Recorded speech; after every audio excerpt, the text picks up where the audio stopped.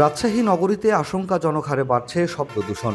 ২০২২ সালে যেখানে শব্দের মাত্রা ছিল ৯০ ডেসিবেল, ৫ বছরে তা বেড়ে দাঁড়িয়েছে ১০২ ডেসিবেলে। শব্দ দূষণের এমন ভয়াবহ তথ্য উঠে এসেছে বরেন্দ্র পরিবেশ উন্নয়ন স্বেচ্ছাসেবক সংস্থার গবেষণায়। সম্প্রতি নগরীর গোরহাঙ্গা রেলগেট এলাকায় ২ দফায় শব্দের সীমা পরিমাপ করে সংস্থাটি।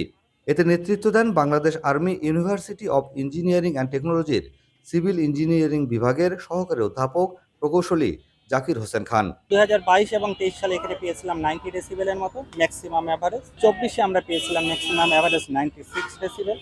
25-এ আমরা পেয়েছিলাম ম্যাক্সিমাম অ্যাভারেজ 97 ডেসিবেল এবং আজকে 2026 সালে আজকে সকালে আমরা পেয়েছি ম্যাক্সিমাম অ্যাভারেজ 100.5 ডেসিবেল। আমরা আজকে যে শব্দটা পেয়েছি সেটা শব্দ দূষণ নীতিমালা 1.5 গুণ বেশি।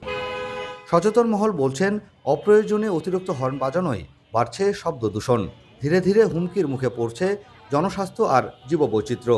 পরিত্রাণ পেতে জনসচেতনতা বৃদ্ধি সহ বিদ্যমান আইন প্রয়োগের পরামর্শ তাদের। রাজশাহী শহরে যেভাবে শব্দ দূষণ বেড়ে যাচ্ছে, এতে আমার মনে হয় যে প্রভাবটা পড়ছে শিশুদের প্রতি এবং আমাদের যে সাধারণ জীবন চলাচল সবকিছুর উপরে প্রভাবটা পড়ছে। আর এর প্রতিকার হিসেবে আমরা বেশি করে গাছ লাগাতে পারি এবং জনসচেতনতামূলক কাজগুলো আমরা বাড়িয়ে দিতে পারি। জনসচেতনতা বাড়াতে হবে।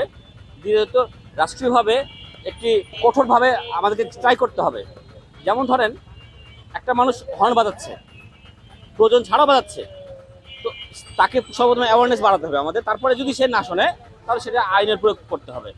বিশেষজ্ঞদের মতে, নগরে অতিরিক্ত যানবাহনের চাপ, দুর্বল ট্রাফিক ব্যবস্থা আর জনসাধারণের অসচেতনতার ফলে বাড়ছে উচ্চ শব্দের হর্ন ব্যবহারের প্রবণতা। চালক তারা ঠিক শব্দ দূষণ নিয়ে অতটা উদ্বিগ্ন নয় বা এই সম্বন্ধে অতটা সচেতন নয়, যার জন্য দেখা যায় যে বিভিন্নখানে অপ্রয়োজনীয় তারা এই হর্ন ব্যবহার করে। আমাদের দেশে যে ট্রাফিক ব্যবস্থা যেটা, সেই ব্যবস্থাতে আসলে হর্ন বাজানো ছাড়া উপায় নাই।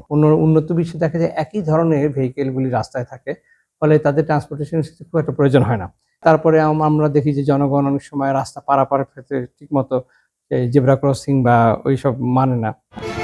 ২০২৫ সালের বিধিমালা অনুযায়ী বাণিজ্যিক এলাকায় শব্দের সর্বোচ্চ সীমা থাকার কথা ৭০ ডেসিবেল, কিন্তু রাজশাহীতে তার ভিন্ন চিত্র। পরিস্থিতি মোকাবেলায় কার্যকরী পদক্ষেপ গ্রহণের পরামর্শ নগরবিদদের। তোফায়েল হোসেন, বাংলা নিউজ 24, রাজশাহী।